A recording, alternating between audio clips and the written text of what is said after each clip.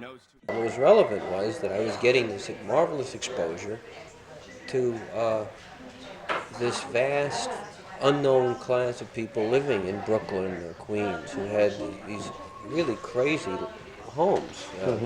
Where in one case the whole home was red, from the grouting on the tile to the poodle was even dyed red. This was in the uh, end of the runway at Kennedy Airport. I mean, these are the kind of things that stuck in my mind as I began to develop the aesthetic of the club.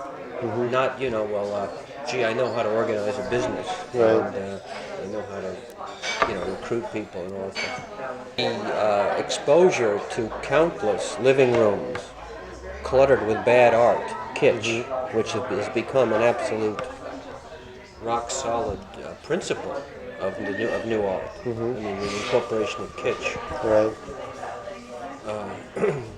The observing of hundreds or perhaps thousands of those living rooms in the course of accompanying Doctors and House Calls, formed an aesthetic, out of which this club grew. It wasn't an entrepreneur who came out of a club restaurant back home and said, "Wow, let me get the in crowd." I see it.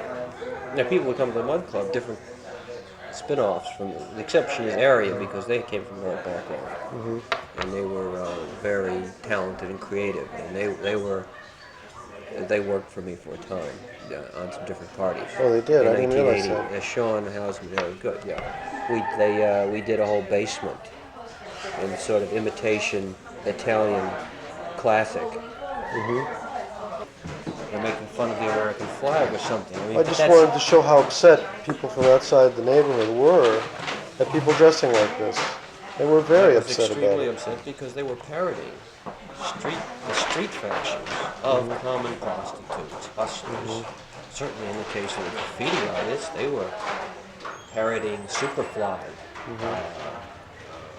clothing and motions and manners. And So who were your favorite writers? my favorite writers, at the time of the Opening of the club. Well, see, that was the point. I didn't. Um,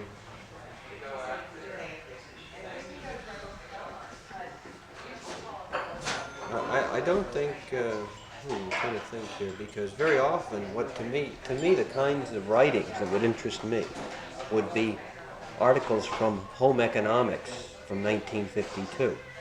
You know, I think that. Was that the beginning of mass mailing for clubs, or had Studio 54 already when well you say the established? beginnings of something, it's like when you point out the graffiti art. There were people who Richard Goldstein was writing out in 1973 or something, or this guy Taki was doing it in 1972. I don't know. Probably there were. I mean, I would say that I was unique in the sense that normally, normally people who enter this business have a totally different background, and they would take themselves more seriously. Right. So you And brought a sense of having humor. been hanging around with Diego and Anya, collab people, all kinds of people. Really, the 1977-78, the Club 57 people hadn't begun to coalesce, so you couldn't hang out with them. Right. Keith Haring didn't even come to New York till '78. So in effect, they weren't there to form a kind of a group. But no, I don't think. On a commercial basis, I must have been the first to do a lot of this stuff. Continual invitations going on. Because on the whole, I don't recall. What's the most lavish party, fund-wise, that you put on during the heydays? Is there a party that you I look think to? the most lavish one would have been, it's hard to say, but I know in let's take the Rock and Roll Funeral Ball, we had all the trappings from a professional funeral home, including real caskets. This was filmed by Warhol's people, First and Fremont, and other people. They made a whole thing and showed it on cable. And real, plastic, real